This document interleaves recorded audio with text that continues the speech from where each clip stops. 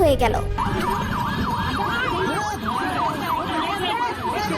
কিছুক্ষণ আগেই গুলশান থেকে গ্রেফতার হলেন জনপ্রিয় অভিনেতা আফরান নিশো, আর 3 দিন পরই তো তার সিনেমা দাগি মুক্তি পাবে। আর আজ হঠাৎ কি হয়ে গেল?